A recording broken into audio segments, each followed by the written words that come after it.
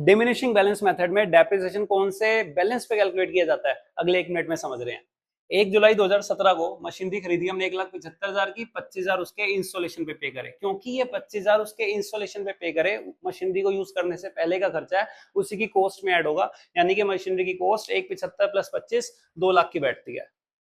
Depreciation लगानी है 10% diminishing balance method के हिसाब से, जिसे रिटर्न डाउन वैल्यू मेथड भी बोला जाता है। तो इस मेथड में पता क्या होता है, जो डेप होती है वो ओपनिंग बैलेंस पे कैलकुलेट की जाती है, ये याद रखना आप लोग। 31 मार्च को बुक्स बंद हो जाती है, 31/3/20 को आपको क्या करना है, ये बताना है कितने डेप लगेगी।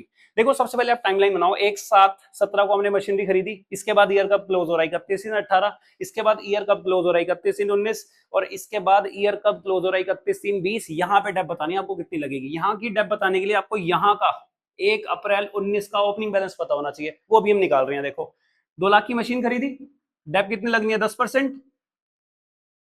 क्योंकि मैंने इस मशीनरी को 1/7 को खरीदा था, 31/3 को बुक बंद हो रही है, तो हमने इसको 9 मंथ के लिए यूज करा है, तो 9 मंथ की डेप कितनी निकल कर आ जाएगी 15,000। यानी कि 2 लाख की मशीनरी 15,000 डेप लग गई, तो कितने की बची, 1,85,000 की। अब जो इस ईयर का एंडिंग बैलेंस था वही 1/4/18 का ओपनिंग बैलेंस हो जाएगा, यानी कि 1,85,000 ही ओपनिंग बैलेंस हो जाएगा। इस 1,85 पे अब हम क्या करेंगे, ओपनिंग बैलेंस पे हम डेप लगाएंगे, क्योंकि डिमिनिशिंग बैलेंस मेथड में ओपनिंग बैलेंस पे डेप लगाई जाती है।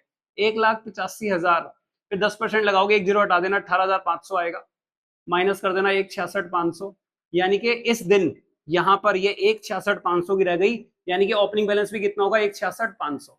मुझे डेप पता करनी है 31/3/20 को, तो आप इसी का 10% कर दोगे, 10% करना यानी कि 1 जीरो हटा देना, 1,66,500, ये आपकी डेप्रिसिएशन निकल कर आ जाएगी। ऐसा ही एक मिलता जुलता क्वेश्चन मैंने यहाँ पर लिखा है, इसका आंसर आप मुझे कमेंट में लिख के बता रहे हैं। बाकी ऐसे ही और कंसेप्ट के लिए आप मुझे फॉलो कर सकते हैं। Thank you so much for watching.